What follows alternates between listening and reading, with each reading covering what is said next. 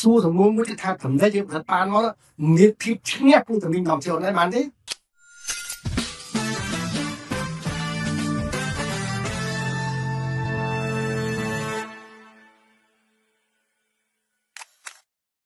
ការផលិតទំនិញដាក់រូបទីផ្សារជារឿងល្អមួយហើយសម្រាប់ខ្មែរសម្រាប់ប្រជាប្រទេសរបស់យើងក៏ដែរការផលិតដែលមានគុណភាពនេះជារឿងមួយផ្នែកទៀតបាទ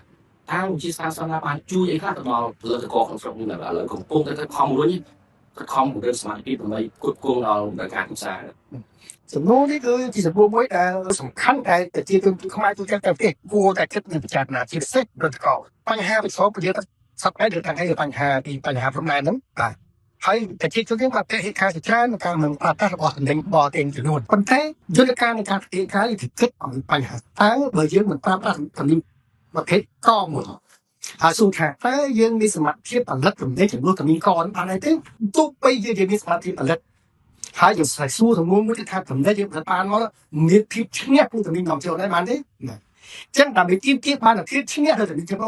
នាំចូលបានអាចជំនួសតំណែងចូលបានអាចតាក់ទាញទៅចិត្តប្រជាជនបានគិតជាបញ្ហាទីមួយគឺចម្លងសម្បូរចិត្តដល់អ្នកប្រើប្រាស់តែស្គាល់ច្បាស់ពីចម្លងរបស់ចិត្តណា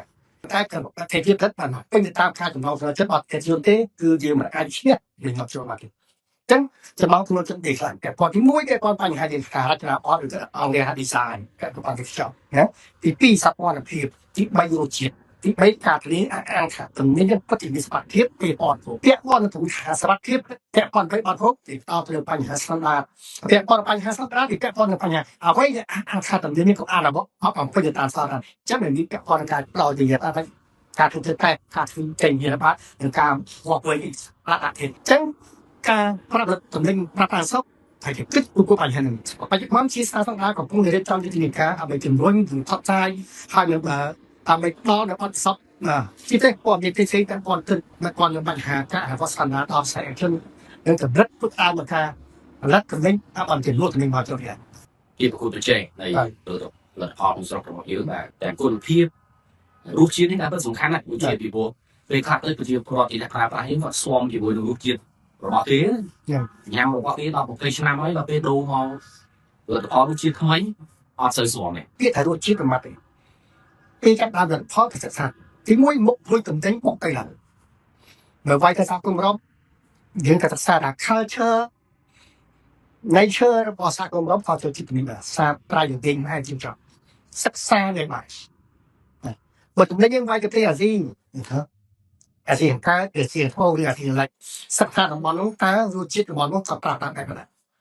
ចឹងការរៀបចំតំណែងរបស់យើងរសជាតិនេះគឺបែបផែនតែប្រែប្រួលទៅតាមតំបន់នេះបើយើងមិនសិក្សាតែបើយើងមិនបានច្បាស់លាស់ទេតំណែងរបស់យើងមិនអាចរកប់គេឆ្លៀតបានឧទាហរណ៍នៅកម្ពុជាយើងទៅបច្ចុប្បន្នយើងថាសាបត្មប្រៃត្មផ្អែមច្រើនទីហោប៉ុន្តែនៅអារ៉ុបគេអត់ទៅការផ្អែមទេទៅការសាបតិចណាអញ្ចឹងយើងទៅសិក្សាបញ្ហាច្បាស់លាស់តែយុទ្ធចឹងយុទ្ធសាស្ត្ររបស់អ្នកផលិតករដែលអាចជាផ្លូវលើទស្សនៈហ្នឹងគឺត្រូវសិក្សាពីបញ្ហា culture របស់ប្រទេសមួយ